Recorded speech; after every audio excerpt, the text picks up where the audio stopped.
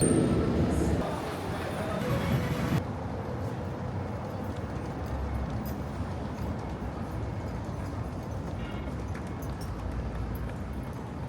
京都の上野駅です。今回はこの辺りをぶらつきますね。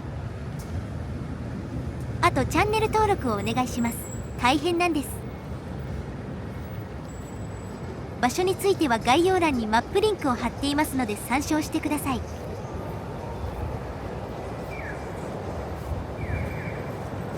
上野に着いたらまず戦争の痕跡をたどりましょう。東京はかつて大東亜戦争で焼け野原になりました。上野駅は燃えずに済んだために多くの戦災孤児がここの地下道に住み着きました。冬場には数千人もの人が地下道に住んでいたそうです。衛生環境も悪く、飢餓や病気で毎日多くの人が亡くなりました。ちょっと上野駅がおしゃれに改修されすぎて記憶との相違があります。この通路だったかな。天井高の低さは戦前のものだからでしょうね。壁や床、天井をおしゃれにして今風になっています。左側の壁のコンクリは戦前のものでしょう。ただでさえ天井が低いのにおしゃれに貼り付けしているから余計低く見える。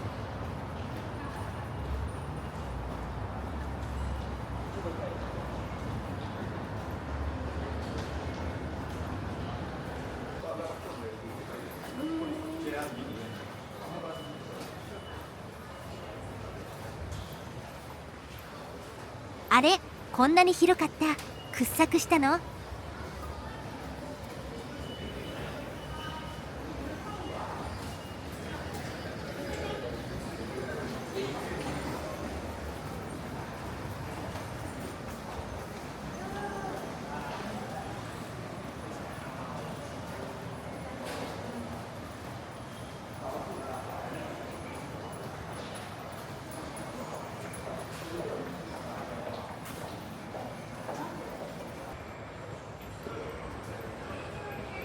ちょっと地上に戻ります。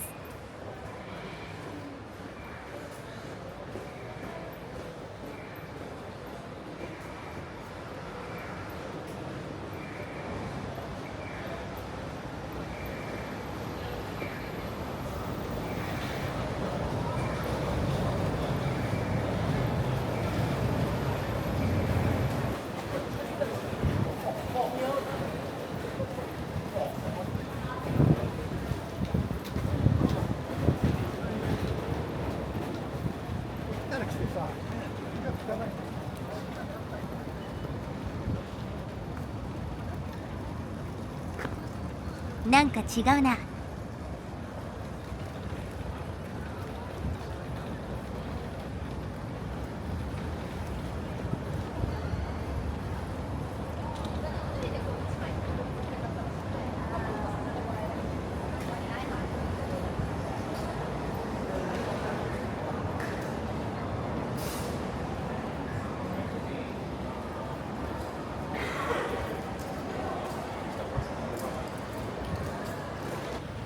もうちょっと遠くから見てみよう。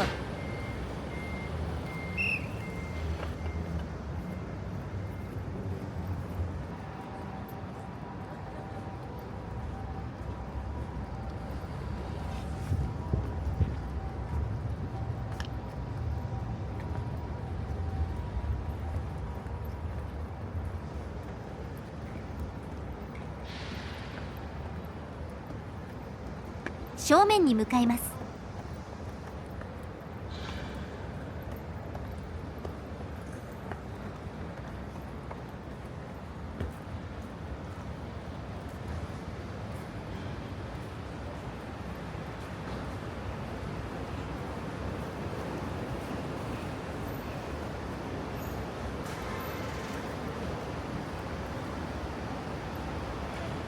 これか、これかもな。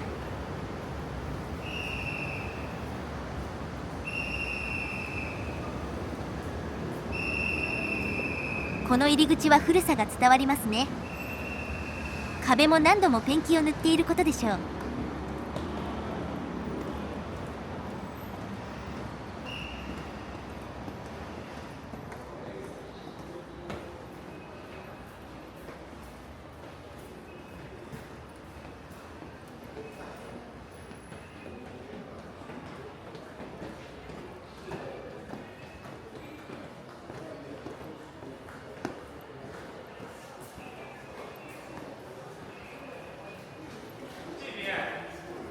中はおしゃれ通路につながるのは当然か。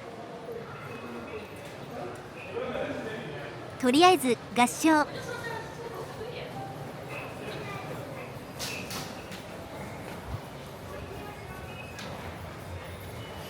今は平和になっています。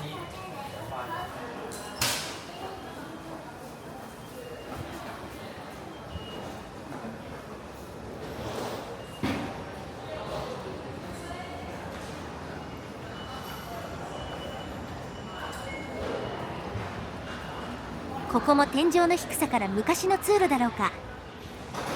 ここなら大勢寝泊まりできそう。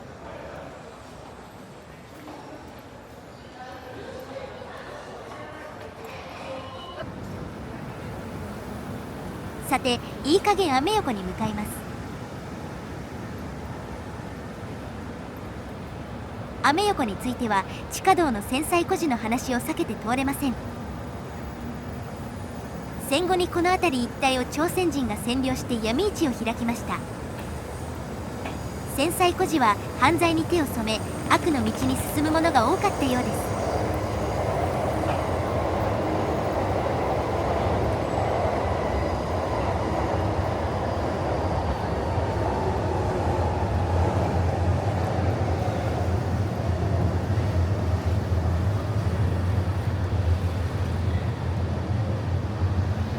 向こうが上野公園の入り口です。後で行きますよ。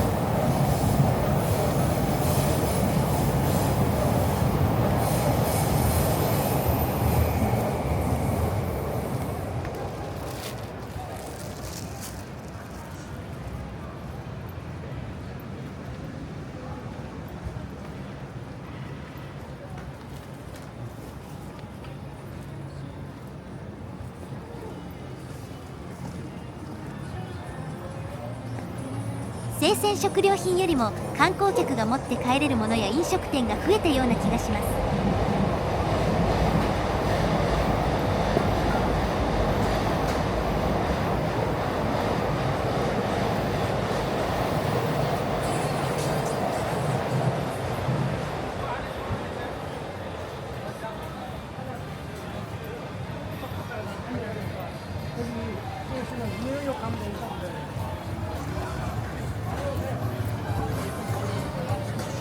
露店飲食店ばかり。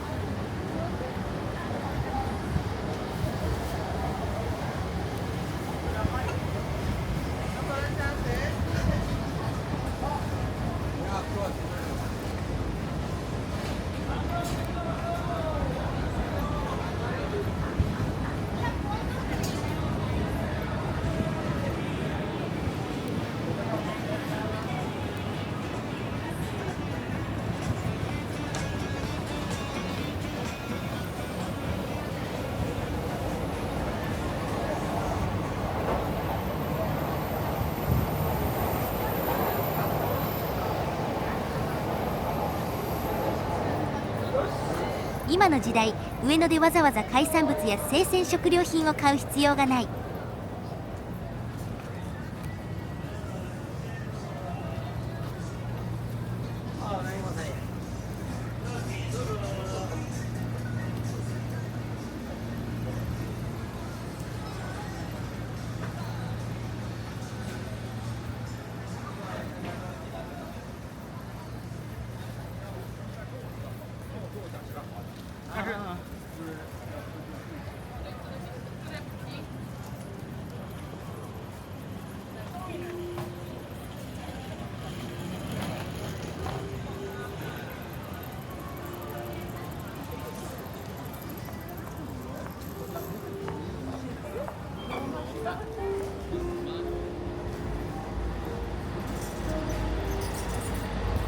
アメ横にあったパチンコ屋はほとんど閉店している様子。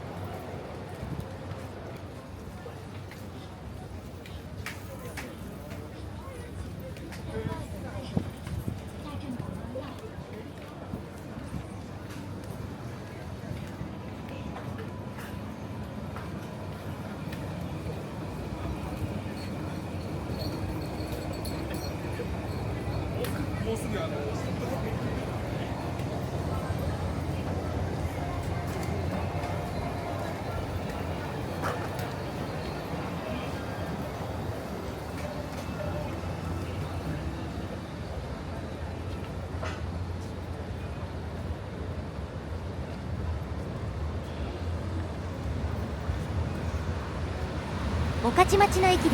山手線で1駅分歩いたことになります。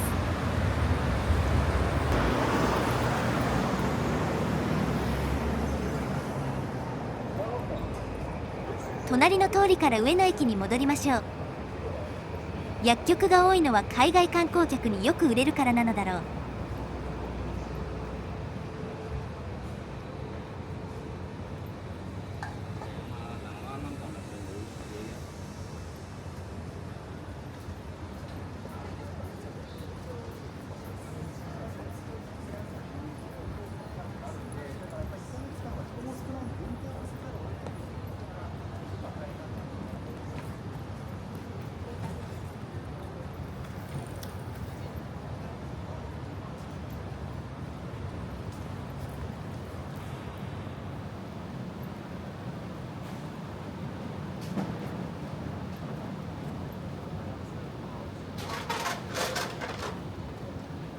飲み屋街。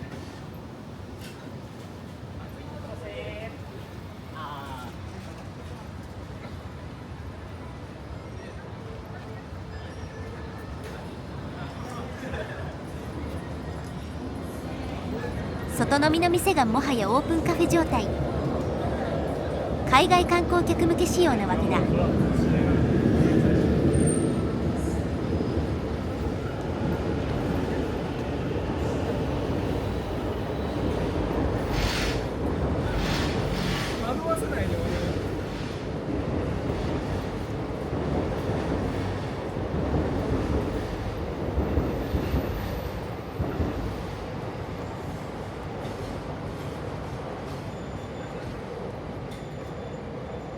そうだね、アメ横は服でも有名だったか。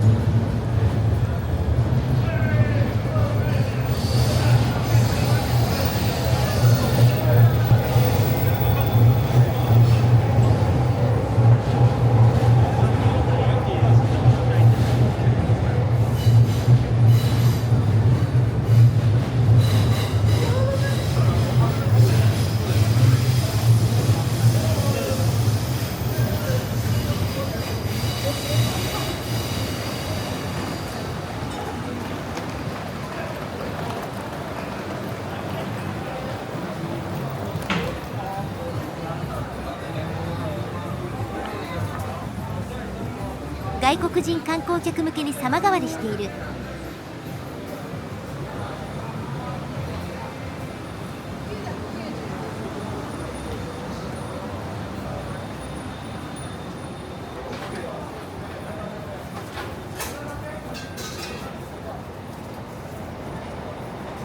この辺は昔ながらだ。こんな感じ。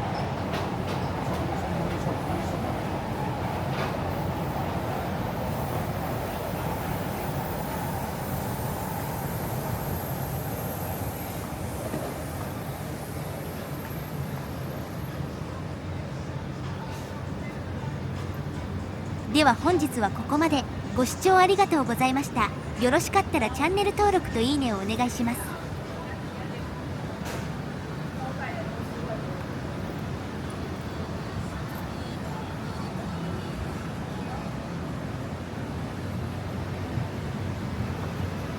スロットゲーセンか。終日3000円だって。この手の店は1回行けば飽きるし。